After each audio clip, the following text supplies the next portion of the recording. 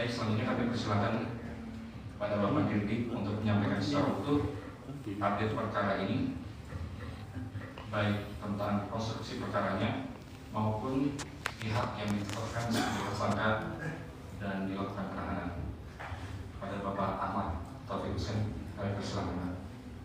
Terima kasih. Assalamualaikum warahmatullahi wabarakatuh. Selamat malam, salam sejahtera buat kita sekalian.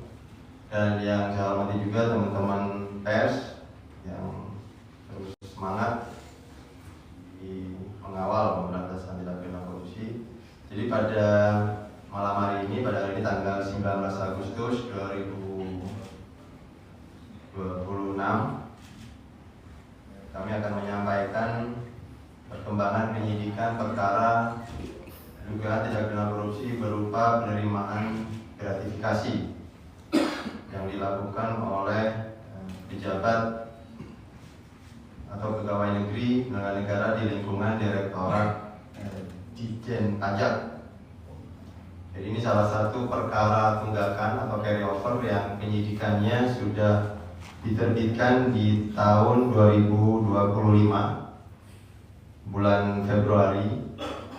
Jadi ini komitmen KPK juga, sebagaimana telah kami sampaikan, kita akan selesaikan apa yang sudah kita mulai dan kita akan selesaikan secara tuntas. Dan ini juga kami perlu sampaikan bahwa ini juga pengembangan dari perkara suap dan gratifikasi. Kalau rekan-rekan ingat mungkin dengan tersangka Yul Dirga dan kawan-kawan, hasil kerjasama KPK juga dengan Inspektorat Kemenq saat itu tahun 2019. Dan ini merupakan pengembangan berdasarkan hasil penyidikan dan fakta-fakta persidangan dari tersangka Yul Dirga. Kemudian tim menemukan aliran-aliran uang dan perbuatan-perbuatan penerimaan yang masuk dalam kategori penerimaan gratifikasi. Jadi untuk dugaan penerimaan gratifikasi tersebut diduga berhubungan dengan jabatan tersangka dan berlawanan dengan kewajiban atau tugasnya pada saat menjabat sebagai Kepala Kantor Wilayah Direktorat Jenderal Pajak Jakarta Khusus PMA. Tersangka diduga menggunakan pengaruh dan hubungan jabatannya untuk kepentingan pribadi maupun kepentingan usaha keluarganya, antara lain melalui permintaan sponsorship kepada sejumlah perusahaan wajib pajak. Di dalam perkara ini, KPK telah menetapkan satu orang tersangka, yaitu saudara HNV selaku Kepala Kantor Wilayah Direktorat Jenderal Pajak Kanwil DJP Provinsi Banten 2011 dan Kepala Kanwil DJP Jakarta Khusus 2015-2018. Jadi masa periode jabatan tersangka ini kita sisir dari 2011 sampai dengan tahun 2018. Selain itu, penyidik juga mendalami dugaan penerimaan gratifikasi dalam bentuk valuta asing pada periode tertentu tadi sesuai dengan jabatan tersangka, yang kemudian itu juga ditempatkan dalam beberapa instrumen keuangan dengan nilai keseluruhan yang nanti akan disampaikan dalam konstruksi perkara secara lengkap. Dan kami tegaskan bahwa proses ini juga dilakukan secara profesional, objektif dan transparan, serta menjunjung tinggi asas praduga tak bersalah dan hak-hak hukum tersangka. Baik, untuk konstruksi perkaranya dapat kami sampaikan bahwa selama menjabat sebagai Kepala Kantor Wilayah Ditjen Pajak Jakarta Khusus, HNV diduga telah melakukan perbuatan yang berhubungan dengan jabatan dan berlawanan dengan kewajibannya dan tugasnya dengan menggunakan pengaruh dan koneksinya untuk kepentingan dirinya dan usaha anaknya. Bahwa kemudian pada tahun 2016 HNV mengirimkan surat elektronik atau email kepada bawahannya selaku kepala kantor, itu tadi yang saya sebutkan saudara YD, yang berisi permintaan untuk dicarikan sponsorship fashion show atas nama anaknya FP. Jadi anaknya tersangka ini ada kegiatan yang kemudian meminta kepada orang tuanya begitu, dan orang tuanya itu selaku posisinya selaku penyelenggara negara kemudian meminta staf atau kepada bawahannya untuk membantu kegiatan anaknya tersebut. Di mana permintaan itu kemudian diteruskan oleh bawahannya dan ditujukan kepada beberapa perusahaan yang ada di Jakarta maupun di luar Jakarta, dan itu merupakan perusahaan-perusahaan yang merupakan wajib pajak yang ada dan menjadi tugas atau kewenangan dari jabatan tersangka. Ini masih ada hubungan dengan kegiatan tugas dan kewajiban tersangka selaku pemeriksa pajak atau kepala kantor pajak dalam hal ini. Atas permintaan dari saudara HNV, perusahaan-perusahaan tersebut merespon dengan mengirimkan uang sponsorship langsung ke rekening anak tersangka HNV. Bahwa total uang yang diterima dari beberapa perusahaan wajib pajak Jakarta yang ada di Jakarta, jadi ini ada 2 klaster, itu total mencapai lebih kurang 400 juta rupiah untuk wajib pajak yang ada di daerah Jakarta. Kemudian yang kedua, untuk perusahaan yang berada di luar Jakarta, artinya WP di luar Jakarta, total lebih kurang 300 juta. Ini berdasarkan bukti transaksi rekening yang dikirim ke anak tersangka. Bahwa selain penerimaan dari beberapa WP yang tadi terkait dengan kegiatan anak tersangka, kegiatan fashion show tersebut, tersangka NV pada periode 2014 sampai dengan 2022 juga diduga menerima penerimaan lain atau penerimaan gratifikasi dari beberapa pihak dalam bentuk valuta asing atau falas melalui perantara yaitu saudara BSA.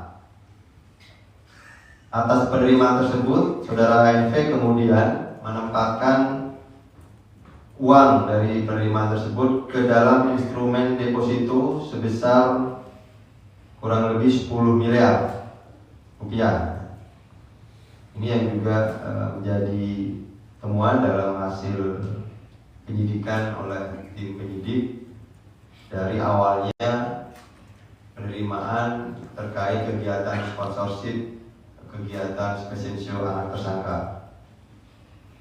Selain itu, pada periode 2013 sampai dengan 2018, saudara ANV juga diduga menerima lainnya, yaitu gratifikasi dalam bentuk falas dari sejumlah pihak perusahaan yang kemudian ditukarkan ke beberapa money changer dengan total nilai sebesar 10M kurang lebih ya.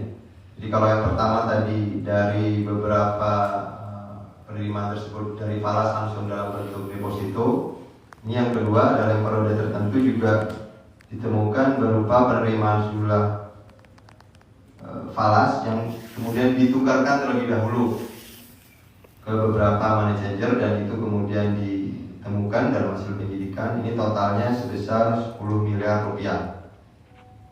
Sehingga total penerimaan gratifikasi oleh saudara HNW yang berasal dari sejumlah perusahaan tadi sekurang-kurangnya mencapai total 20,7 miliar. 20,7 ini digabung dengan penerimaan yang dari kegiatan permintaan bantuan dari perusahaan-perusahaan WP terkait kegiatan sponsorship anak tersangka. Jadi total penerimaan gratifikasi oleh saudara tersangka NW itu 20,7 miliar.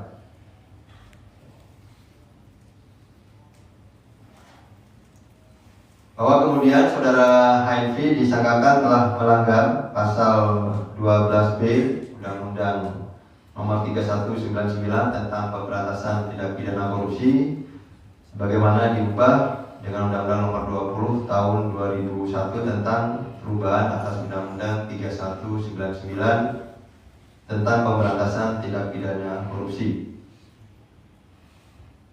Kemudian hari ini KPK melakukan penahanan terhadap saudara ANV untuk 20 hari pertama terhitung hari ini, yaitu tanggal 19 Agustus 2026 sampai dengan 7 September 2026 di Rutan Cabang Gedung Merah Putih KPK.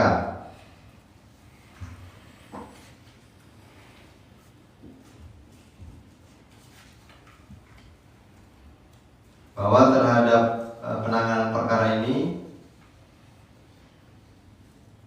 penerimaan gratifikasi oleh pegawai negeri atau penyelenggara negara yang bertentangan dengan jabatan, berlawanan dengan kewajiban tugas dan melibatkan penyalahgunaan kewenangan telah mencoreng prinsip akuntabilitas dan nilai-nilai integritas yang ada.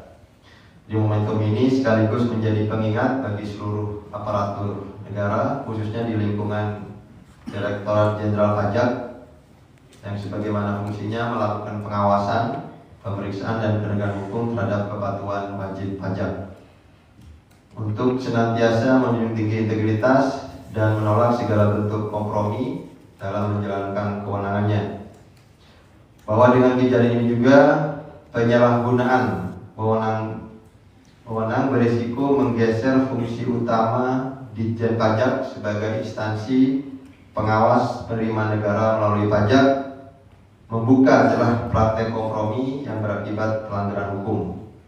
Tindakan ini juga dapat memicu terjadinya kecurangan dalam pemungutan pajak yang dilakukan oleh WP atau wajib pajak. Yang dalam hal ini diduga kewajiban perpajakan sejumlah korporasi dapat dimanipulasi, diabaikan atau dikurangi secara tidak sah.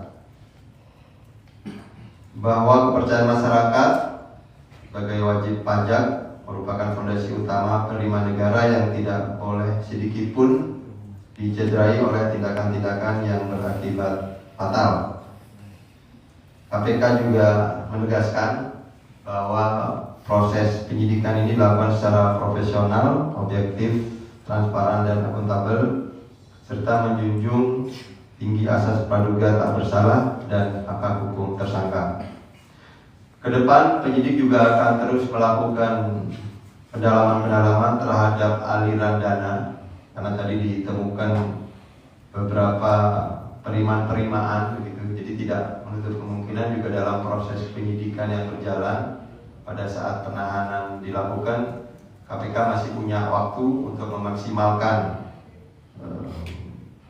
pendalaman yang kemudian menambah pemulihan aset recovery, penerimaan pemulihan keuangan negara, baik itu terkait dengan sumber penerimaannya, pihak-pihak lain yang diduga terkait, serta penggunaan dana yang berasal dari penerimaan gratifikasi yang dilakukan oleh tersangka.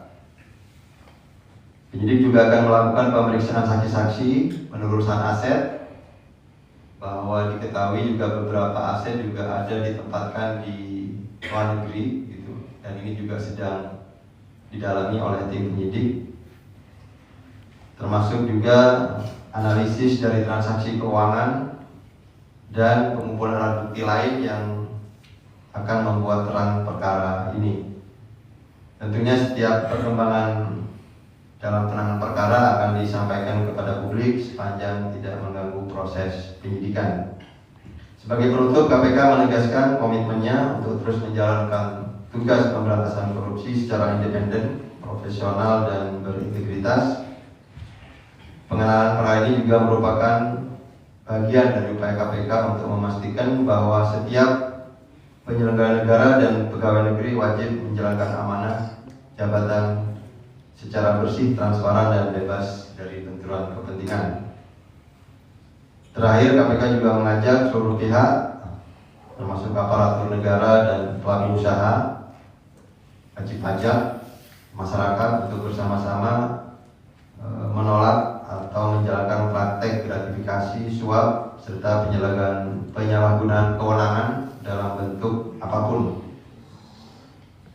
Dan sekali lagi, KPK akan terus mengedepankan penegakan hukum yang tegas, adil, dan akuntabel dengan tetap menghormati hak hukum para pihak, baik tersangka maupun pemulihan kerugian keuangan negara dan penguatan tata kelola pemerintahan yang bersih. Demikian yang bisa kami sampaikan untuk update penanganan perkara terkait penerimaan gratifikasi yang dilakukan oleh pegawai atau pejabat di lingkungan Ditjen Pajak. Saya kembalikan kepada Pak Azrul.